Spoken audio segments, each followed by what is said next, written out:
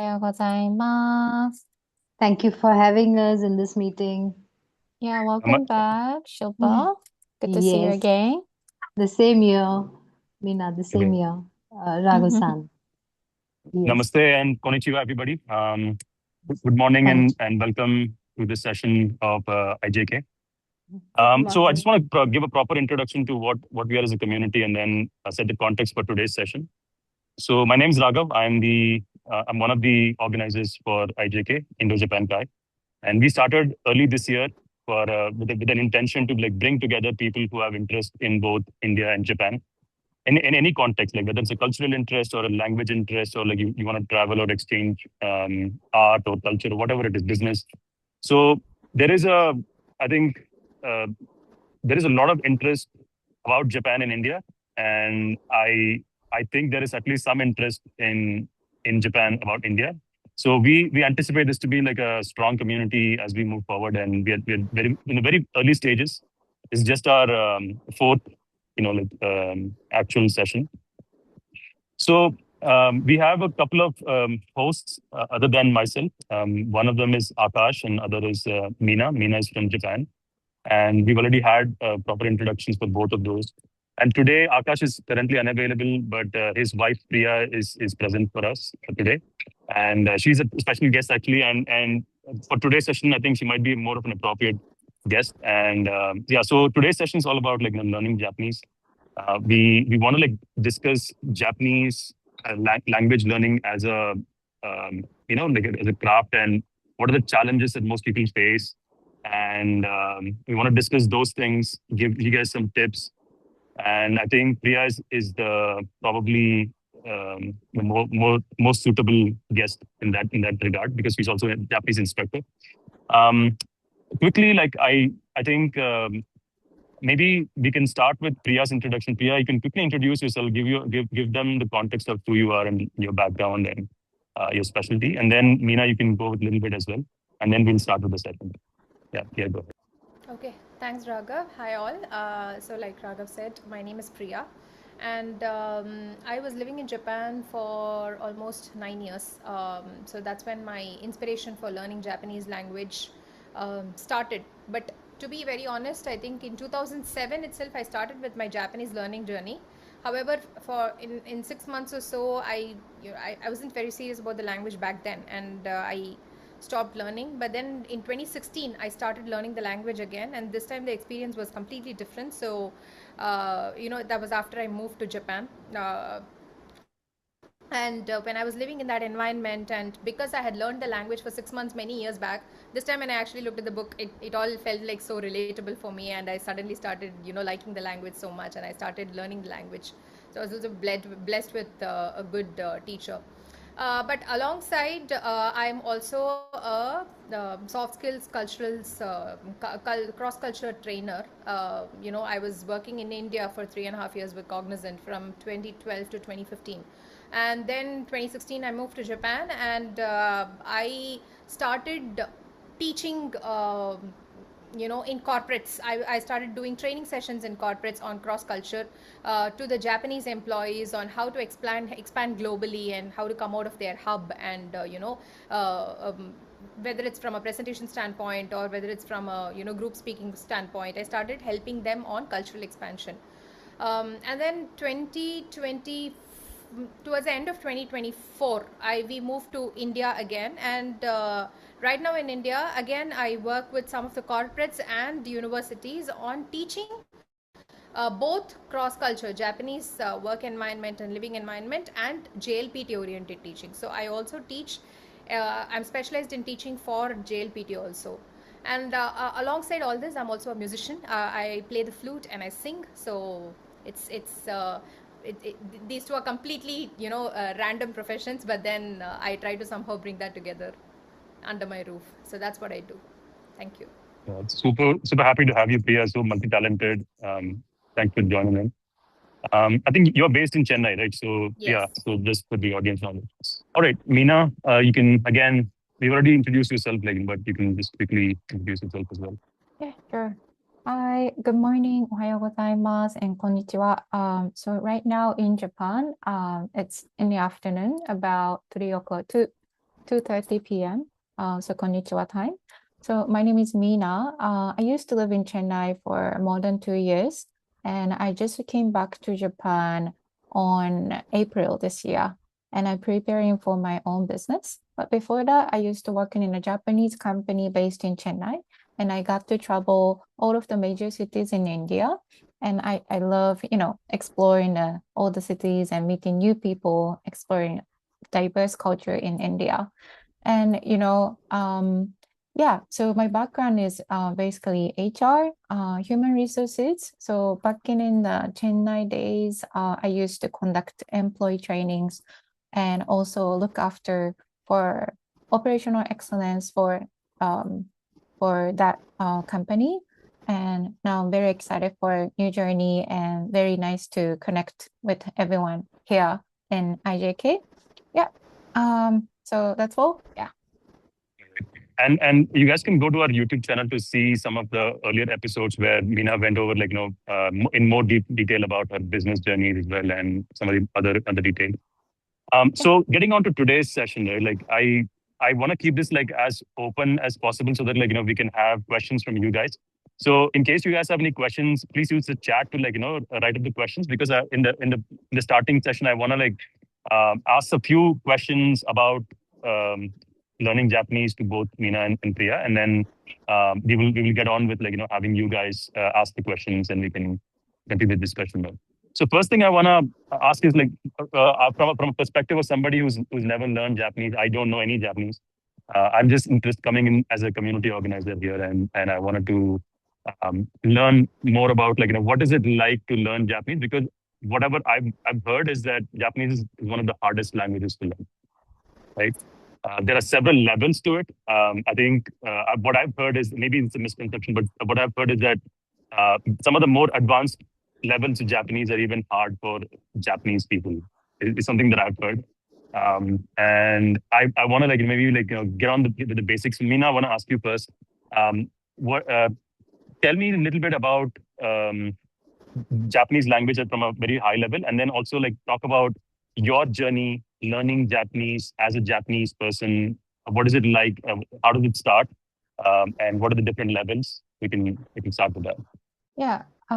So to tell you and make sure, I was born raised in Japan, so I'm completely native Japanese speaker.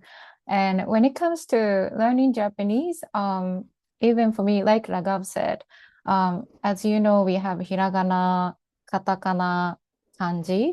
And since you're a little kid, we start learning, how to speak.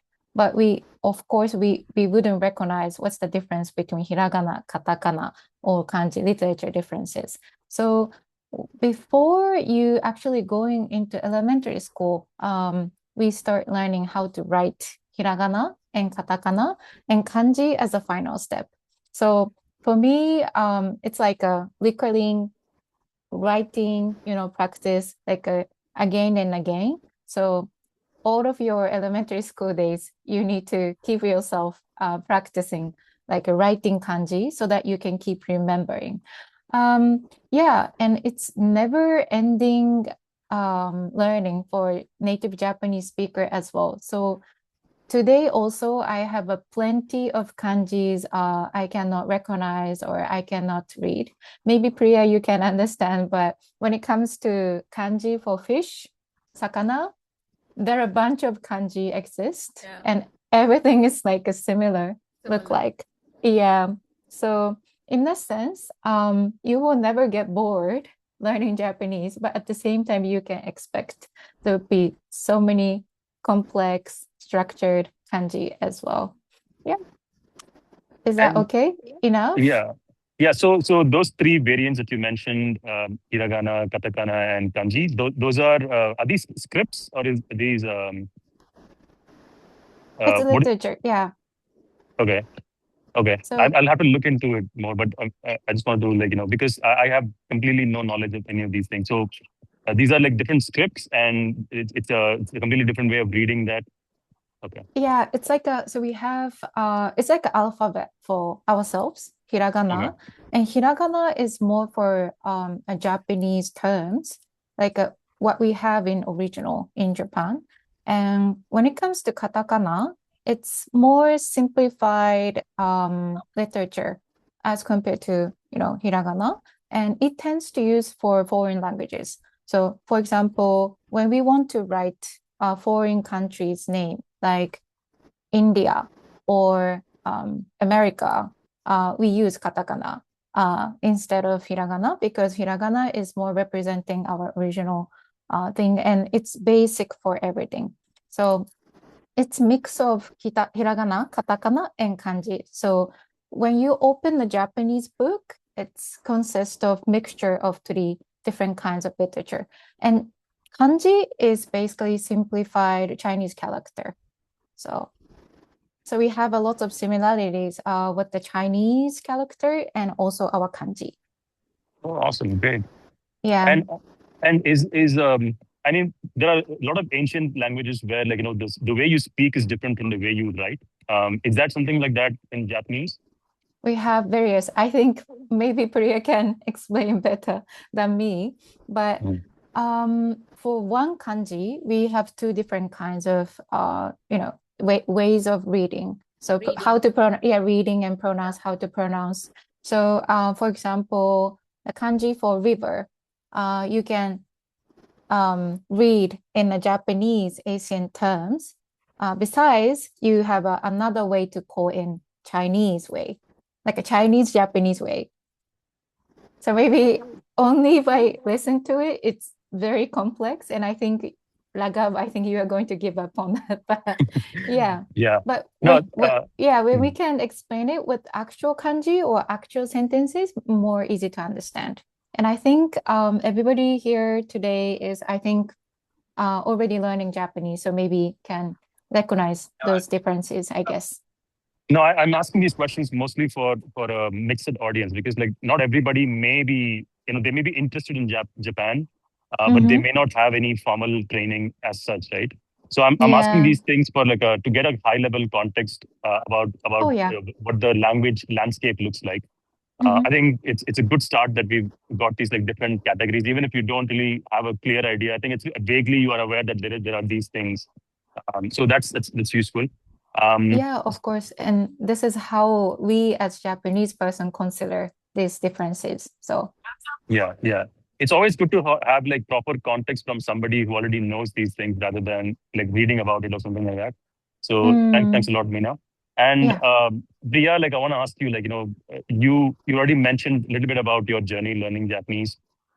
You're coming in, like, you're based in Chennai, so I'm assuming you know Tamil. And what other languages do you know? And how was it like when you first started learning? Like, what was your progression? Like, where did you start, and how did it progress over time? Let's hear about that. Okay. Yeah, so to answer your first question, I actually speak Tamil, English, I speak Hindi, I also speak Telugu. I'm very fluent in Telugu. And I speak Japanese, and I also speak a little bit of French. So these are the 6 languages I have as a combination in my profile. Because back in my school and my college, I've also studied French put together for 6 years. So I have a hands-on with all these languages. But to talk about my initial days for Japanese language, so like I told in my introduction, I think when I started my Japanese language journey, I was pretty young, and I don't think I was very serious about the journey of Japanese learning at that point of time. So to me, when I entered this language learning journey, initially it was quite fascinating and all that, but after a few days I started finding it to be a little complex. I thought that I had to put in a lot of time to actually study this language, while I had to study for my college exams and semesters also. So it wasn't so interesting, and at the same time was not very motivating also. So that's where I discontinued the language for 6 months. But when in 2016 I started learning the language again in itself, because see, I think there are a lot of words that keep sitting at the back of your memory sometimes when you just study for a few days and you leave it, and then you suddenly go back and take the books and you start reading it again. All of a sudden you start feeling that everything is so familiar to you. You're able to relate to a lot of things, and you feel that this language is amazing, and you start studying. So when I restarted my journey in 2016, it was very fascinating for me. And I personally can strongly say that is what is the experience that most of my students also get when they start learning the language. For example, last week, there was an N5 batch for a university that I actually started learning. And I believe somebody has also asked some questions about JLPT. We'll soon address that. So, about about the N5 batch that I started, initially, to start off with, the kanjis are not something that we really talk about much, especially as teachers. We mostly dive into what is hiragana, katakana, and then, we talk about a lot of things that could probe more interest in the participant's head, because I think kanji is a very, as interesting as it is also a very scary part for people to actually start learning the language. So there's the people actually find the language to be very interesting when you start the language, because you just teach words like ohayo gozaimasu, konnichiwa, konbanwa, and then otsukare sama deshita and things like that. So the people are so fond of pronouncing these words, and they feel so new to their mouth that it feels so nice to speak a foreign language. So I think it is quite fascinating to learn the language for the first time, especially if you're committed to the process, or if you wanted to simply to explore also. Awesome. Thanks a lot, Priya. And so let's talk about the different stages, like of a progression from a beginner to somebody at your level, like you're an instructor now. So how does it start? Like, what are the different phases, and how does it progress? I mean, yeah. Okay, I'd like to share my screen and show everybody something, if that's okay. Is it okay, Raghav? Yeah, absolutely. Let me enable that in 1 second. Yeah. I'm gonna make you co-host. Let me know if you're able to see the option, please.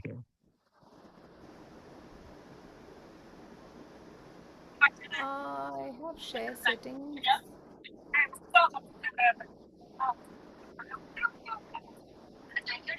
all windows from an application.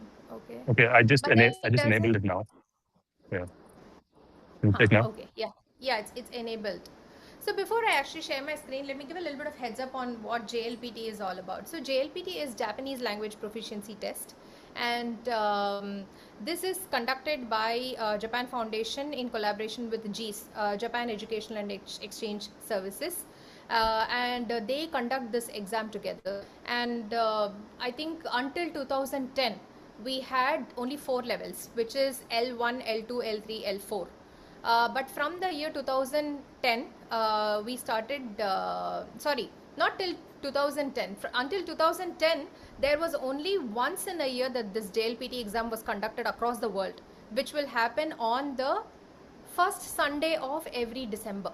That is the only date in which you can actually write the exam. But from the year 2010, because of the increased demand, in people requesting for Japanese exam slots, the foundation actually decided that the slots can be altered, and that's when they introduced 2 times of exam in a year, which falls in the 7th month, July 1st Sunday and December 1st Sunday. So these are the 2 times in which you can actually write or take up JLPT exam. And this Japanese language proficiency test, in the past, I think when I started back in 2007, had 4 levels, which was L4, which was the most basic level, to L1, which is the highest level. And then again, the Japan Foundation recognized that the jump from each level to another level was quite huge, and so they actually introduced another level in between, and they completely changed the exam format called as N5, N4, N3, N2, N1, N for Netherlands. So that is how the N5 to N1 came into place. And after N5 to N1 came into place, the jump from one level to another level started getting simplified.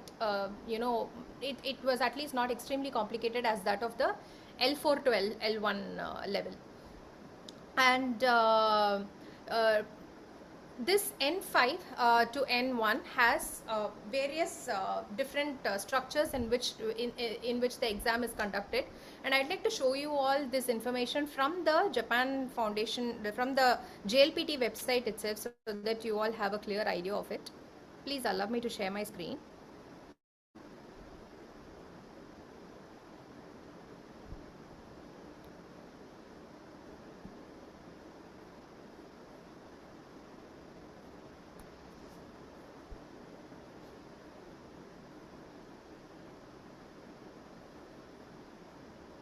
So this is the official. Is everybody able to see my screen? Yeah, Yeah. we can see it. Okay, Yes, so we this is can. the Thank you. official website of JLPT. Okay, and the starting level is N5. So basically, the exam is actually divided into different sections because they want to teach the language holistically, not just language where you're able to either speak or you're able to read or you're able to just identify the characteristics. So they started, for the starters, it's going to be very easy. N5 is definitely a very, very easy pot to crack. So you have two sections. The first section is reading section where you will be given given a certain time slot within which you will be reading all the questions and answering them. And the second section will be the listening section where you'll just have to listen and mark the answers. So likewise, N4 also has reading and listening only. N3 also has reading and listening, and likewise for N2 reading, listening, and N1 reading and listening. However, the complexity of each level is going to be very different. For N5, for example, there is going to be no complexity at all because hardly you will find like some overall N5 exam itself has some 100 characteristics of kanjis only. So from 100 characteristics of kanjis, you will hardly have some 10 or 15 kanjis in the exam paper. So it's not going to really shock you much. But when it comes to N4, you're going to study more than 300 kanjis.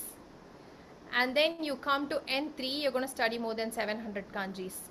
And then you come to N2, you study more than 1000 kanjis. And then you come to N1, you're going to study more than 2000 kanjis. So I think at N1 level, many Japanese people also sometimes struggle to actually, just like how Mina said some time ago, at N1 level even they find it difficult to sometimes identify the kanjis. That's why it's very difficult for many people to crack N1 and sometimes even N2. But to speak about what do you actually learn in each level, for example in N5, if I have to teach everybody, if there is a beginner today, right, and if they have to learn Japanese for the first time, some words like random new words like ohayo gozaimasu, konnichiwa, and then konbanwa, then otsukare sama desu, and then gochiso sama deshita. So there are a lot of new standard terminologies in Japan that, like when you enter a house, you say ojamashimasu, and then you go out of an elevator, you say shitsureishimasu. So since I heard that many of you already are in the middle of learning journey, I'm just taking the liberty to speak some of these Japanese words without really telling the meaning for it. If anybody is not understanding it, please type it for me here so that I will be able to also give you the meanings when I speak. So these are the kind of basic standard terminologies that is used in Japan, and those are the kind of words that are taught in N5 along with your hiragana, your katakana, and your kanji. Basics of kanjis, of course, not threatening kanjis. And then you go to N4. N4 will teach you some of the most basic sentences that you can use. Like for example, if you're in Japan, if you reach in Japan today and you want to ask somebody, how do I get to this place? Like, should I go by bus? Should I go by train? If I have to go by bus, how much will it cost? And then where is the entrance? You learn to ask questions. You learn to make very, very small, simple conversations. And then N3 is a place where you actually start getting into learning the basic business conversations. So there is something called keigo that that is spoken about in Japanese language, because keigo means honorific terms. So honorific terms is something that is very, very well appreciated in Japan, the whole of Japan. So for example, there are several ways in which I can say please sit. Like let's say you're coming home and then I'm just telling you please sit here, right? In Japanese language, in English for example, you just say please sit, okay, or please take a seat. But in Japanese language for that matter, you can say please sit. Another level would be could you please sit.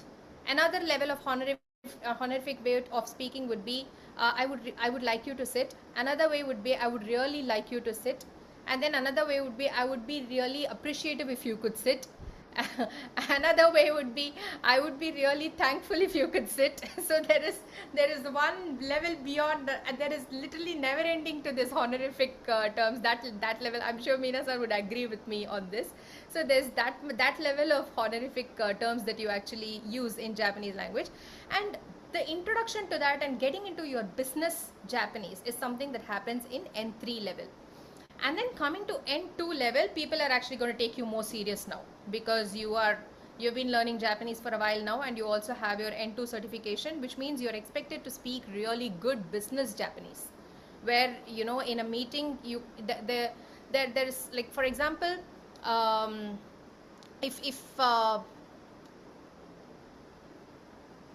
so for example, if I'm late for a meeting, I cannot afford to say something like okure chatta. That's considered to be very, very rude, because this chatta is there are words like okure chatta which is not considered to be polite at all by a Japanese person, right? So you have to say sumimasen moshiwake arimasen ga or moshiwake gozaimasen ga okurete shimaimashita. It has to be you know, something that in detail when you're coming to N2, because it has to really be so elaborate. Your language has to convey your business level proficiency. You should be able to also convey the things in a very fluent way without stumbling whatever you want to convey, and the conversation should be very shizen, like it should be very, very smooth when you're speaking the language at N2 level. And at N1 level, you're expected to be more like a Japanese, like a native Japanese itself. You're not excused for even saying that, no, I don't know this kanji, because that's what people say, that, you know, at least there is an assumption that if you're at N1 level, you know all the kanjis, but it's not true. At N1 level also, there are many of us who really will not be able to read many kanjis, because kanjis are actually the characteristics that has been derived from Chinese, from Mandarin. Whereas katakana and hiragana are the ones that were developed by Japanese people to create their own identity.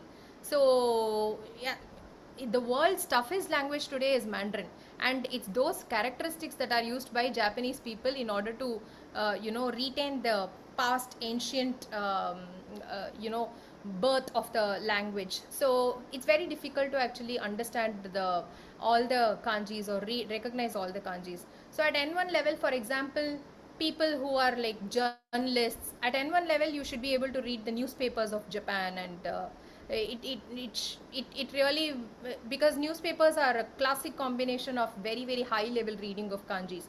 So you should be able to read newspapers and then read the subtitles of news channels which is happening on the TV. So at N1 level you will be able to read that much. And then if I look at the marks, right, the classification of marks, each level has its own complexity of how do you pass also. So basically, when you take Japanese exam for that matter, you cannot just, all the exams are conducted out of 180, okay, and there is no paper or from N5 to N1, it is always section wise pass marks. So for example, you have your reading section, you have your listening section.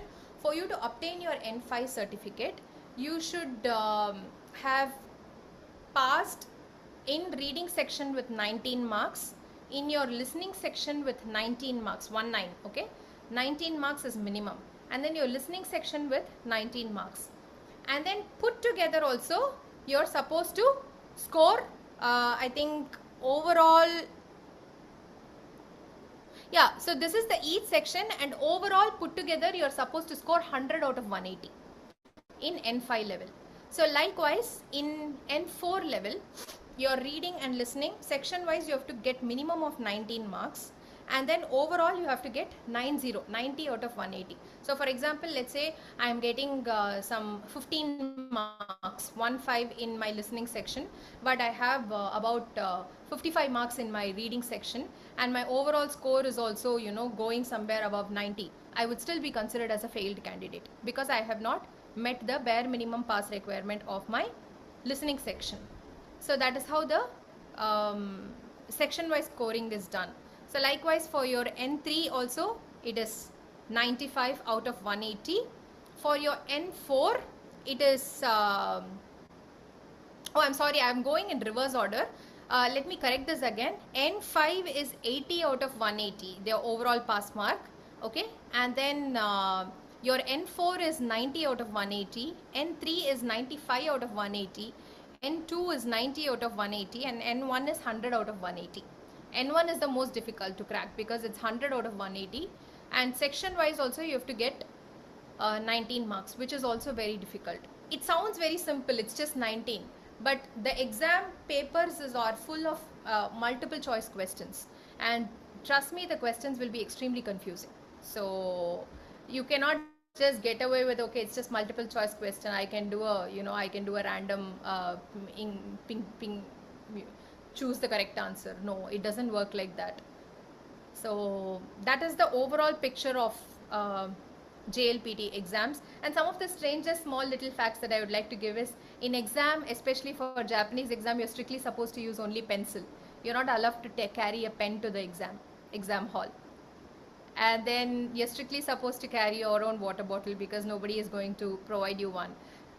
Everything is based on timing, and nobody is going to have a clock provide for you, so you have to carry your watch. They'll not even allow you to borrow the watch from somebody else. So all of these are very, very small trivial things. And if at all you are found looking at somebody else, or in case you are actually seen as somebody who's trespassing the rules, then you will be given a red card, and once you get a red card, you cannot appear for JLPT for 5 years. It's that strict. So Raghav, precisely, I think I've given an overall picture, and the rest maybe when people are asking questions during the Q&A, I can fill in and answer whatever I would like to. Awesome. I'm totally amazed. I think everybody in here is like completely like mesmerized listening to you, like share so much so quickly, so efficiently. It's awesome. Thank you so much. Thank you. I actually think that you were probably like a more appropriate host for this session than Akash was, and I'm glad. In a way, I'm glad that Akash couldn't make it, and you had to fill in. It's awesome. So just for the audience, Akash is traveling, and Akash and Priya is actually Akash's wife, and actually they met during when they were learning Japanese together. So that's a little bit of a trivia about our host. So listening to you talk about this, I had a few questions myself. And we will open up for the question to the audience as well. So you mentioned that this whole system changed recently, this N5 to N1 came in recently. Which does it mean that this is the replacement, or is it one of the alternatives, because the other one is still active? Or it's a replacement. Is the replacement? Okay. Yeah, and it is not recent. I think it's been about 15 years or 17 years that it changed. It's not very recent. The recent one is in 2000. Not even 15, actually more than probably some 20 years, that the pattern of exam has been changed from L pattern, which is L for Los Angeles, from L pattern to N pattern, Netherlands pattern. It's changed so many years ago. I don't know, I don't remember the exact year, but I remember the exact year when JLPT has been conducted for twice in a year, which is from 2010. Because of the increasing demand for certification in organizations. There was a lot of memorandum of understanding that started happening between India and Japan. And I must say, in the last 2 years, it has been I have so much of demand in the market in terms of people just contacting me and asking, will you be able to teach here? Will you be able to teach here? Because there are so many universities and corporates which are trying to promote the language, which are trying to teach the language to their employees, because the demand is that much in the market. I think after this session, you might get more demand, hopefully. But one more thing is why Netherlands? It's completely random. It seems. No, Netherlands is, I'm just telling, L for Los Angeles, N for Netherlands. It's just okay. Yeah. You're just clarifying phonetic of it. Okay. So one other thing is the sections seem to have only reading and listening. Does it mean they're only testing reading and listening, or are they also testing your speaking and writing as well? Yeah, so that just in I think in the level of N4, yeah, in N4, and I think in N3, I believe in N3 alone, the section is divided into your kanji, and then your grammar and reading, and then your listening also. But if you look at the overall picture, right, it is listening and your reading. That is how the overall paper is divided in all the levels. 1 or 2 levels might have the same reading into 2 different sections. For example, reading can be as simple as they might just give you one sentence and they'll ask you to fill in the blanks, or they'll just give you jumbled sentences and they'll ask you to correct it. That is one part of the exam. The second part of the exam will be a comprehension, passages, where they give you long passages and then they ask you to read it and write the answer for. Write as in just choose the answer, choose the correct answer, because the entire exam is based on MCQ. And then the third part will be the listening section, where like it will be so confusing within, and there's no break at all. I think for about 60 minutes in a row continuously there will be a lot of listening section each question, and there's no repetition also. You just keep listening and marking down the answers, and sometimes we'll be confused, and will be, most of the times people lose in a place where they're thinking about the previous question, about as to whether the A will be the answer or B will be the answer, and then within that the next two questions are gone. So your concentration plays a major role in the exam. Yeah, I think that the speed also tests your fluency, right? Like I think that's a part of the test, right? And do you get like negative? No, go ahead. Yeah, that's why you have a lot of sample question papers in YouTube and also in Google for you to actually always, before appearing for JLPT, people advise you to take up sample question paper and come prepared, so that you can plan your timing. Especially planning your time for the exam is very important. Even if you're so well prepared, it will look like when you start the paper, okay, I have another 120 minutes actually, but no, you'll be left with nothing by the time you come to comprehension and passages. It'll be so complicated, so complex, so much in detail, that you'll be so lost actually. So it's very difficult to plan the timing for each question. Okay, I have a couple of more questions, then I want to open it up. Is there any negative marks for like wrong answers, or it's not? No, it's not. There's no negative mark, but the answer sheets are marked. Okay, let me show this also to you.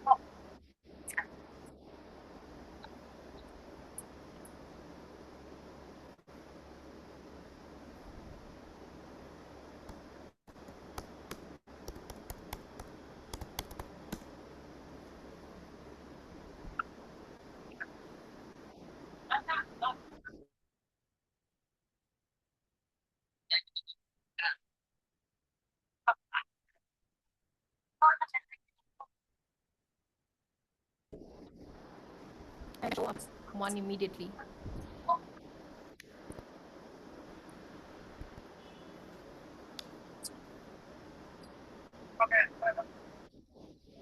Okay.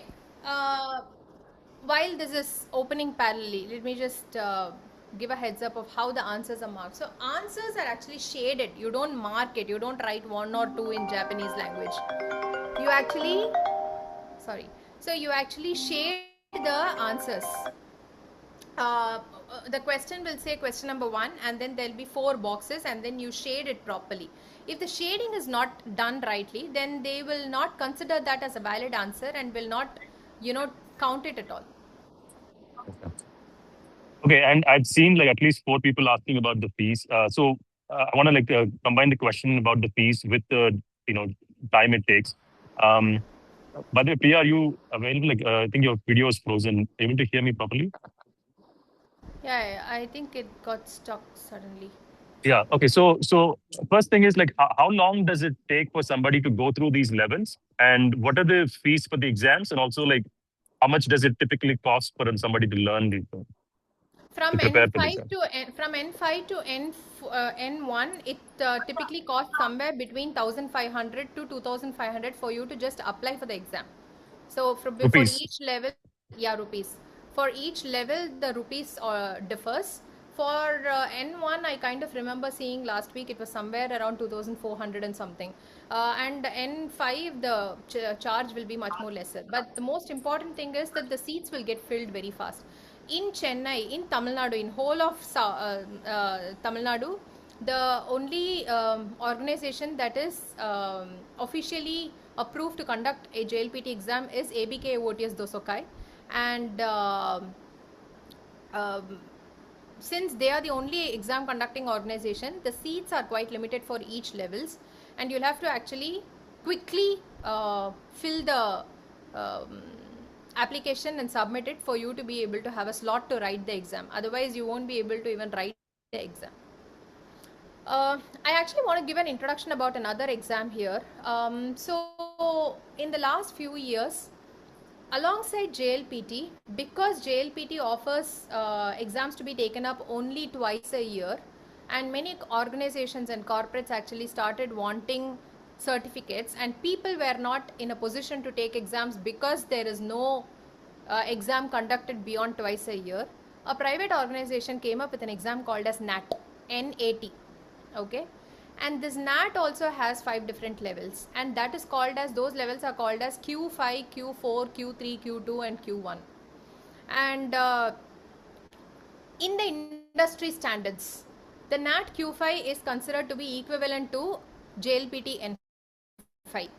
Likewise, Q4 is equal to N4, Q3 is equal to N3, Q2 is equal to N2 and Q1 is equal to N1.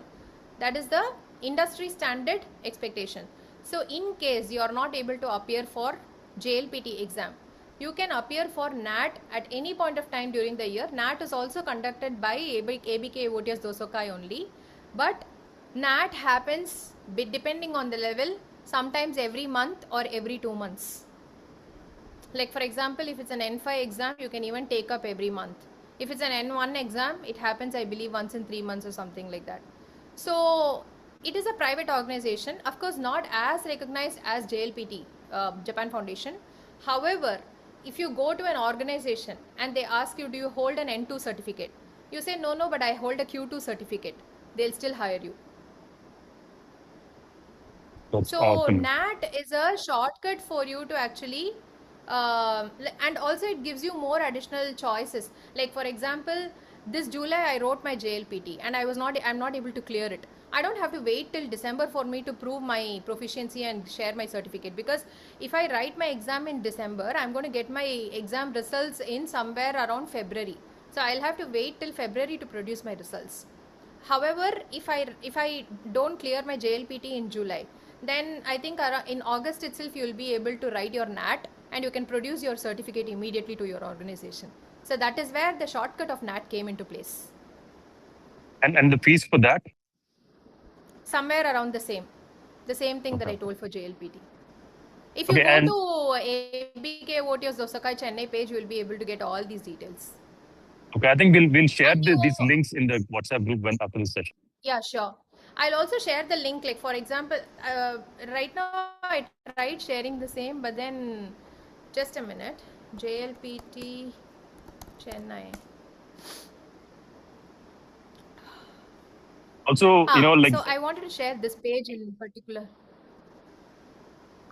saying that I we're running want to short share this on page time. If there is things that Okay. we can share offline, I think we can do that, because I want to keep the time for open questions. I think we can go ahead Sure. with some of the open questions. I saw one question. I think it was Vaishnavi. Do you guys want to unmute and ask the questions? You can raise. Vaishnavi, you can ask your question. Yeah, hi. Thank you for such a great session. It was very informative. I am actually preparing for JLPT N3, trying to appear this December, and I struggle mostly with kanjis to try remembering them. So last session, we were speaking to Akash, and he suggested that if you repeatedly write the kanjis, that is going to be very helpful in remembering. So I have been doing that, but I just wanted to know, is there any other way that I can improve my speaking ability? Like for me to be able to not just technically understand Japanese, but be able to express myself as well. Like to, be able to express my Japanese, to be able to speak well, to be able to use the vocabulary and not just study it. So what would you suggest? What practices on a daily basis I should do, or anything?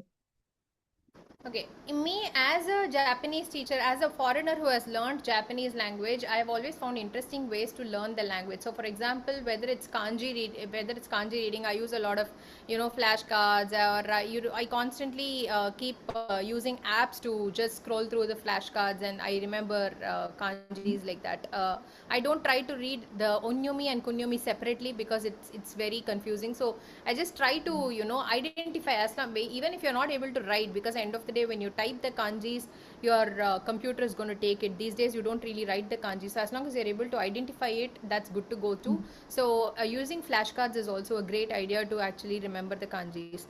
But when it comes to speaking, as a person that as a foreigner who has learned, so one of the things that I used to practice, and I also do for my students, and it works great, is take the simplest of situations, right? See, first of all, we should be able to get out of our boundary of shyness and just try and imitate the Japanese. Like for example, when you do your chokai or when you do your kikitori, you listen and you keep repeating it. So for example, when Japanese people use an expression, some expression as so desu ka, like this kind of it looks very exaggerated for an Indian, but for Japanese people it is very normal. So the more you start doing things exactly the way they do it and you start imitating them, then you will be able to take the conversation part very easily. Another one of the strongest techniques that has worked amazingly for me and for my students also, take any topic that you're able to see in front of you. So for example, talk about this room. Okay, you're sitting in a room, talk about this room. Okay, what all do you see in this room? この部屋にベッドがあります。ベッドの上に緑色の毛布も置いてあります。And then you can say that カボードが2つあって鍵も置いてあります。So there are a lot of different small things about the room that you can say, like, and it need not be judgmental. You don't have to. And then let's say you're getting bored about the room topic, then talk about kitchen. 同意どころはこの部屋から出て左にあります。同意どころに皿とかあとナイフとかいろいろ置いてあります。私は1日で同意どころに2回か3回しか行きません。料理作るのはあんまり好きじゃないです。料理するのは好きです。どんな料理が好きですか？ So you can ask questions to yourself. You can answer those questions by yourself, so that you know that, or you can do this activity with your friends also who would like to speak in Japanese. Do not get into any complex sentences. Always start very, very simple. You watch a television and then you start talking about the things that are happening in the television in the most simplest Japanese way you can speak. It's okay if your grammar is wrong. It's okay if your accent and your hatsuon is wrong. It's okay, but try. And also please follow. Do you watch Korean dramas? I believe in today's world K dramas are something so happening. So one of the things that I do is I watch K dramas with Japanese audio. I don't do Korean audio. I do Japanese audio. In Netflix, you have the option to actually choose Japanese as audio. So that way, your vision also will be interesting. You will still hear a lot of random Japanese words, and whatever you find is interesting, you can just pause that and you can try and repeat after them when you're watching the serial. That will make your language learning journey interesting. These are some of my tips. Mina-san, you can add to this if at all you would like. Yeah, I personally found very interesting. You watch Korean TV drama with Japanese sound. I think it perfectly works. And for myself, I think I'm going to drop one website. Maybe you can refer. This is called Yasashi Nihongo. So it's coming from NHK, Japanese broadcast company. It used to be National Broadcast Company. And so this Japanese considered as a very proper Japanese. And I think they recently, I don't know, it's been a while, but maybe they introduced this special website only for Japanese learner. So based on the situation, based on the language level, I think you can randomly look into this website. And it has, within the Japanese sentence, they have furigana as well. So with the kanji, you can see hiragana on top of kanji, so you can recognize what's differences and what is the pronunciation for specific kanji.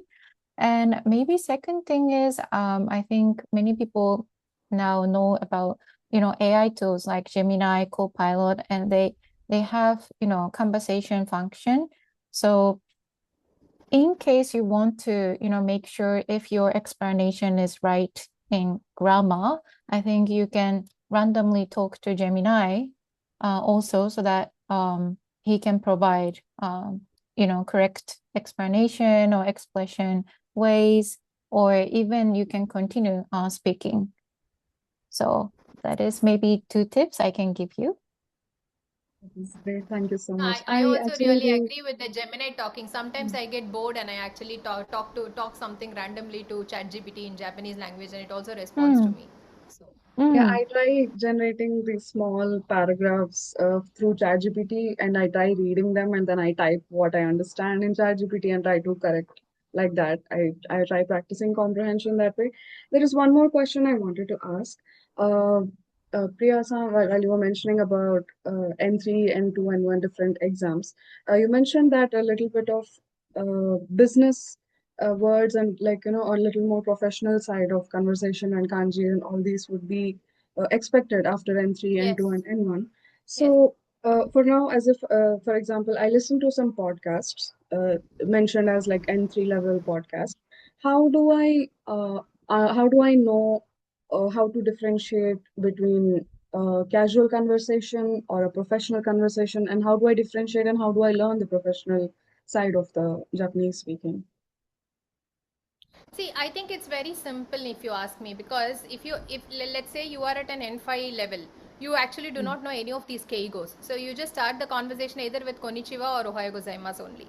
And Mm. then you come to N4, and then in N4 they actually introduce words like osewa ni narimasu for an official language, right? So you start a conversation with osewa ni narimasu, and then when you come to N3 level, you say something like itsumo osewa ni narimasu, and then you come to N2 level, you say something like itsumo osewa ni natte orimasu. Okay, Mm. so from narimas now it becomes to itsumo osewa ni natte orimasu. So Mm. I think there is a lot of you just start increasing the politeness by each level. Like in N5 for example, you just say arigato, or you say arigato gozaimasu, and then in Mm. N4 level also you say hontoni arigato gozaimasu. Mm. And then when it comes to N3, you also say something like yoroshiku onegai shimasu, arigato gozaimasu. And then N2, sumimasen, yoroshiku onegai itashimasu, hontoni arigato gozaimashita. And then when you go to your N1 level, you say something like um, doita shimashite, not doita shimashite, you say sochi shimashita, like Mm. something like that. So in arigato gozaimasu itself, there's a lot of different levels, right? So and then not, you just don't say sochi shimashita, you say sochi itashimashita. So in order to finish a presentation, so these are all very high and complex, so you yourself know it, that whether, and Japanese people are kind enough to understand that they don't force keigo out of you. When you're able to speak only a certain level of keigo, all that they see is whether you're trying or not. They don't really judge you Mm. for how much you're able to try or how much you're able to say. Are you able to, is she able to say sochi itashimashita, is she able to say arigato gozaimashita, or is she able to say dozo yoroshiku onegai itashimasu. It's about how much. Sometimes even if you say sumimasen yoroshiku, it's okay, they are not going to say that you're rude, because they Mm. understand that this is the level at which you are right now. So I Mm. think that level of understanding is there with the Japanese people, if you ask me.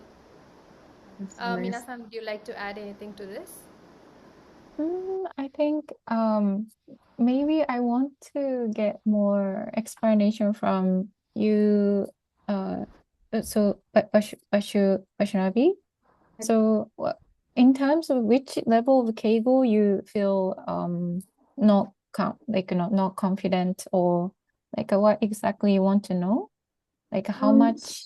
Mm, So I just got introduced to Keigo. I'm still learning it. I'm still understanding what Keigo and usages are, and I want to understand when I'm being professional. Like for example, I'm listening to normal podcasts. I watch anime. I'm sure that is not a professional way of speaking, but I want to be a professional in related to Japanese language. Like I want to be a translator. I want to work in related fields. So if I want to be a professional in it, then what should I learn? What should I approach? Like what? So I don't have a clear understanding of Keigo properly yet. So that is why, okay. yeah. Yeah, okay. I think how it has been structured is as Priya-san mentioned, based on what it's going to be asked, based on the JLPT exam.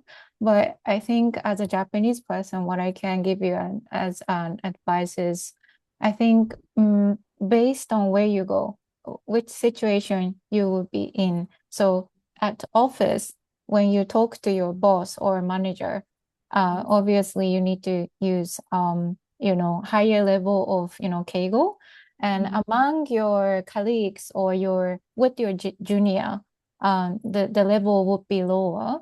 So I think, like mentioned already, I think maybe you can first familiarize yourself with these scenes, and maybe you can start listen to the differences. So maybe you can watch a drama, Japanese drama, with Japanese or with English subtitles, so that maybe you can start listening. Oh, it's really similar, but at the end you have listened something different. So for example, giving example, お世話になっておりますか？お世話になっております。Okay. Let's say 承知いたしました is you don't really say to your junior but you can still say わかりました to your junior, something like that. But these words sounds very different, right? Completely different words. So maybe I think you can simulate yourself and you can understand the differences based on the scenarios and situation. So I think watching a YouTube or watching drama to start familiarizing would be the first step, rather than looking at the textbook for maybe long time. Yeah. Guys, we're kind of like getting close to the end. We usually have this as like 1 hour sessions, and I just want to ask Mina, do you guys have like a few minutes to extend this? I think there are more questions coming in. Or do you have you have a hard stop at 12? I'm okay with it. Priya? I have something at 12, but let me just check if it's okay for me to push it by like 15 minutes or something like that. I'm just checking. Sure. So we can continue the conversation, and I'll let you know in case I have to really go. Okay? Sure. But I think I can push it max by 15 minutes, not beyond that. Okay, sure. And I think there were a couple of other people who raised their hand. I think it was Divya and then Google Pixel 88, like if you can rename yourself. But yeah, if you guys have any questions, please unmute yourself and ask. Divya, you had a question. It was really great. It was helpful. I'll let you continue. So, hi everyone. My name is Shilpa, and I want to give a special word of thanks to Priya-san, and I want to thank all of you for this initiative. This session is really helping us all in a way we can't describe. I have a few questions to ask, which I'll just drop now because of the constraint of time. I wanted to ask, first thing is about newspapers.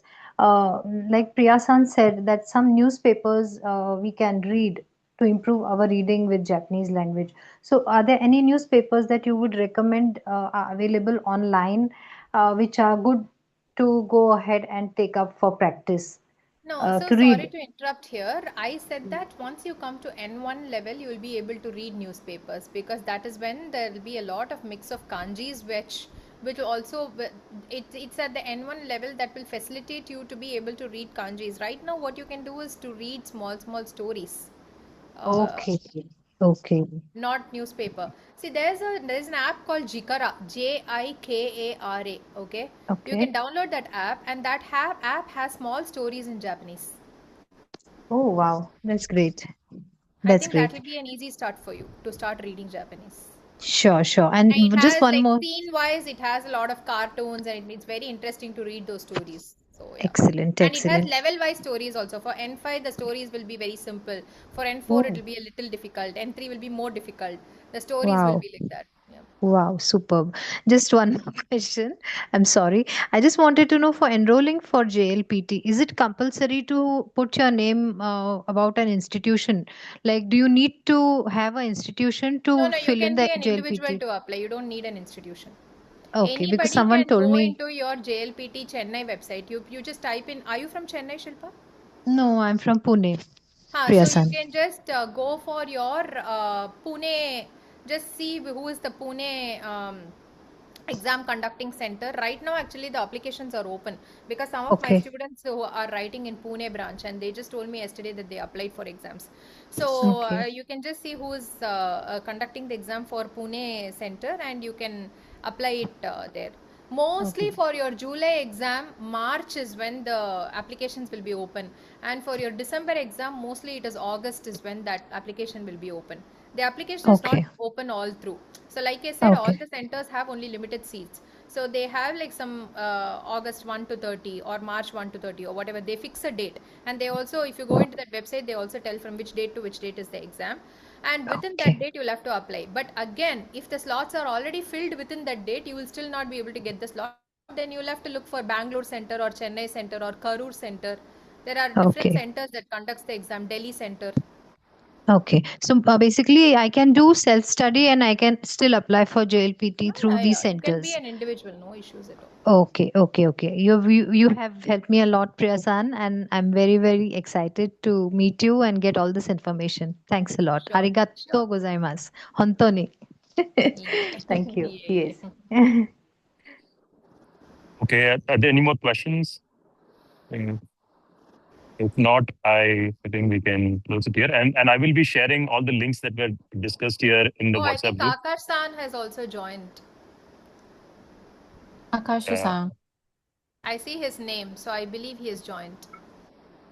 Right, I think he was coming in and out. Yeah, so I Hello. will be sharing all the links. Yeah, who was that? Hello, my name is Anup, ANUP. And I just want to know, means, what is the fees of tuitions? Means, if I join the class, I want to learn the languages. So each level of class, tuitions fees and everything. I think institution to institution the fees will be differing. Right now in Chennai, if you see the standard fees for learning a level for about 180 hours or so, I think it's split into three months, whether it's weekdays or weekend session. Mostly the average fees will be somewhere between 11,000 rupees and 15,000 rupees for you to learn one level. Okay, Any okay, institution will charge somewhere within this. okay. So means where I need to means we need to go to JLPT website through there, No, I there. think there are many institutes. So you can just look for Japanese schools in whichever city you are. Which city are you from, Anup?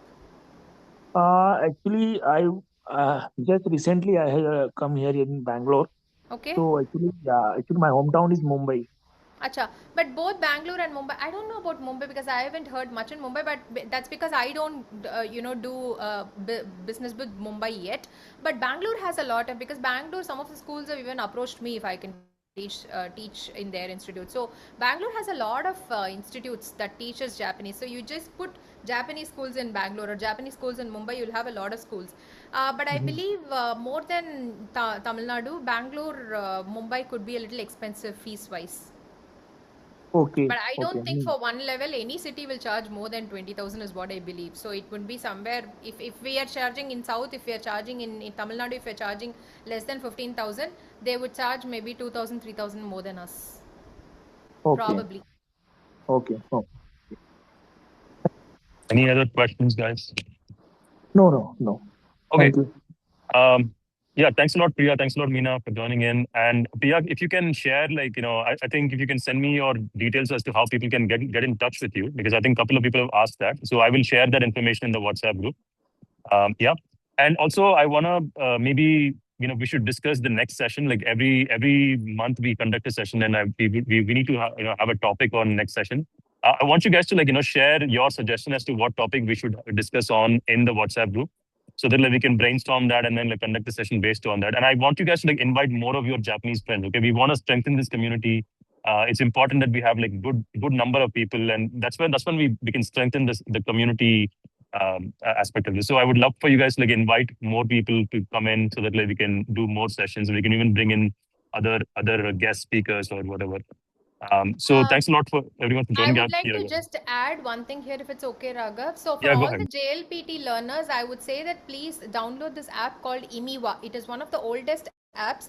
It is an amazing app for your JLPT exam. You can just search for any language. It's also an offline app. You don't even need internet for it. Imiwa, IMIWA. Okay, I can send the name of these apps to apps in the group also. Another app I told you is for you to be able to read stories with cartoons and all, that is Jikara, Jikara. Another app where you can actually read newspapers also for different levels. because this app has your kanji reading, and then there is a facility for you to actually hide the furigana, and then try to read the kanji, and again initiate the furigana. So that app is called as Todai app, TODAI. So these are some of the apps that I have found personally to be quite interesting. And for kanji readers, I think you can follow Marugoto apps. So right now the Marugoto books are doing pretty well for your conversation in the market. So I think there is an app called as oh sorry, please wait. So there is an app called as Memory. If you go into marugoto.jp website, marugoto.jp website, you have some of the apps that are free by Marugoto, that is by Japan Foundation itself, which helps you to really memorize your hiragana, katakana and kanjis very easily. At least hiragana, katakana. Kanji also is there. Yeah, I have that app with me. Kanji also. So apps are one of the most interesting ways for you to, or without doing all of this and you still want some strong push, just do Duolingo at least on a daily basis. Japanese language. Please share on the group. Yeah, I'll share all these names in the group. Yeah. I'll share the names of all the apps. You can choose whichever fits you well. Okay. Yeah. All right. I think we want to be respectful to our host's time, so I think we can close it here. Thank you so much, Priya. Thank you so much, Mina, for joining in. Thank you, Raghav. Thank you, Priya. Thank you, Mina. Thank you, everyone. Okay, thank you so much for supporting Priya. Special thanks as well. Okay, sorry I couldn't join in the last minute because of my travel and reschedule of my flights and all.